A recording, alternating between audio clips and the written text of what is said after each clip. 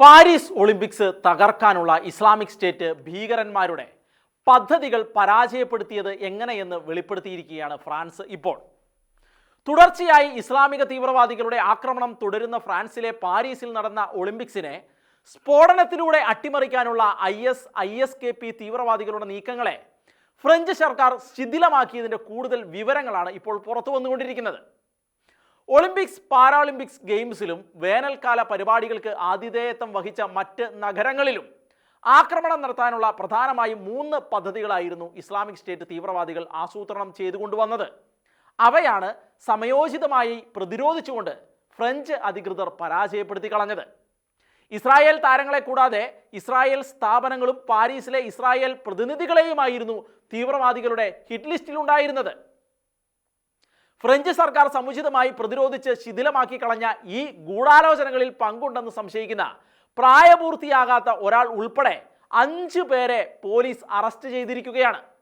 ഇവർക്ക് കടുത്ത തീവ്രവാദ ബന്ധം ഉണ്ടെന്നാണ് പോലീസ് പറയുന്നത്. ഇസ്ലാമിക തീവ്രവാദ ഗ്രൂപ്പുകളിൽ നിന്ന് മാത്രമല്ല, അക്രമാസക്തരായ പരിസ്ഥിതി പ്രവർത്തകർ, തീവ്ര വലതുപക്ഷ ഗ്രൂപ്പുകൾ, റഷ്യ അടക്കമുള്ള മറ്റ് എതിരാളികളിൽ നിന്ന് ഉണ്ടായേക്കാവുന്ന ആക്രമണങ്ങൾ എന്നിവയ്ക്കെതിരെ ആയിരുന്നു സുരക്ഷാ സേന പ്രധാനമായും പ്രതിരോധം തീർത്തതെന്ന് ഫ്രഞ്ച് ആഭ്യന്തരമന്ത്രി ജെറാൾഡ് ഡാർമനിൽ വ്യക്തമാക്കിയിരിക്കുകയാണ്. ഇതിനിടയിൽ തെക്കൻ ഫ്രഞ്ച് നഗരമായ സെയിന്റ് എറ്റിയേനിലെ ഒളിമ്പിക് സോക്കർ ഇവന്റുകൾ ആക്രമിക്കാൻ കളമൊരുക്കിയെന്ന് സംശയിക്കുന്ന ചെച്നിയൻ യുവാവും പോലീസ് പിടിയിലായിരിക്കുന്നു. അത് നടന്നിരുന്ന സെയിന്റ് എറ്റിയേനിലെ ജെഫ്രോഡ് ഗുച്ചാർഡ് ജെഫ്രോയ് സ്റ്റേഡിയത്തിന് ചുറ്റുമുള്ള മദ്യശാലകൾ അടക്കമുള്ള സ്ഥാപനങ്ങളെ ലക്ഷ്യം വെച്ചായിരുന്നു ഇവർ ആക്രമണ പദ്ധതികൾ തയ്യാറാക്കിയിരുന്നത്.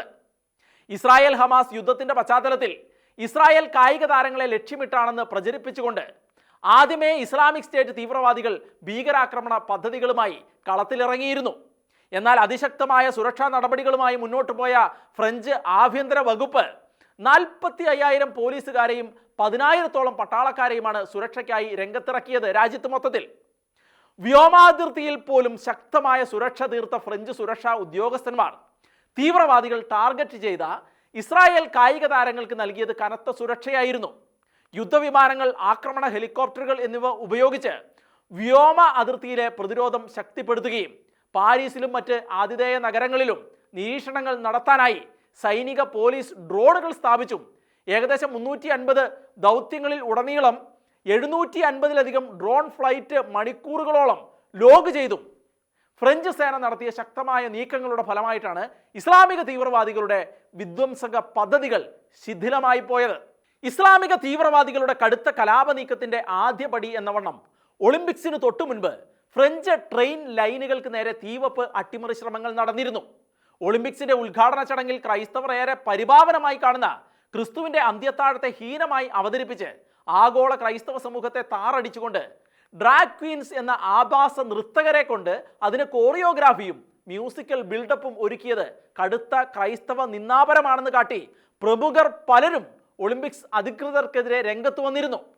ഒളിമ്പിക്സ് പോലെയുള്ള വമ്പൻ പരിപാടികൾക്ക് ഇത്തരം പാളിച്ചകൾ കൊണ്ട് ജനവിരുദ്ധമായി ചിത്രീകരിക്കപ്പെട്ടതിനാൽ കായിക മത്സരത്തിനെത്തിയ ഇസ്രായേൽ താരങ്ങളുടെ ദേഹത്ത് ഒരു തരി മണ്ണെങ്കിലും വീണാൽ അതിന് കനത്ത വില കൊടുക്കേണ്ടി വരുമെന്ന് ബോധ്യപ്പെട്ട ഫ്രഞ്ച് സർക്കാർ പുലർത്തിയ ജാഗ്രതയാണ് തീവ്രവാദികളുടെ ഒളിമ്പിക്സ് വിരുദ്ധ നീക്കങ്ങളെ തരിപ്പണമാക്കി കളഞ്ഞത്.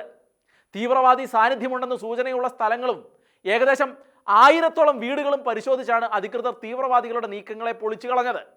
ആക്രമണ പദ്ധതികൾ പരാജയപ്പെട്ട പ്ലോട്ടുകളിൽ ജിഹാദികൾ ഇപ്പോൾ ഭീഷണികളുമായി രംഗത്ത് ഇറങ്ങിയിരിക്കുകയാണ് എന്നാണ് അവിടെ നിന്ന് പുറത്തു വരുന്ന വാർത്തകൾ വ്യക്തമാക്കുന്നത്. ഫ്രാൻസിൽ മാത്രമല്ല, ലെഫ്റ്റ് ലിബറൽ ഇസ്ലാമിക് പാർട്ടികൾ വാഴുന്ന രാജ്യങ്ങളിലൊക്കെ തീവ്രവാദ ഭീഷണി ശക്തമായിരിക്കുകയാണ്. ഇപ്പോൾ പുലർത്തുന്ന ഈ ജാഗ്രതാ നിലപാടുകൾ ഫ്രാൻസ് തുടരേണ്ടിയിരിക്കുന്നു എന്നാണ് ചുരുക്കം.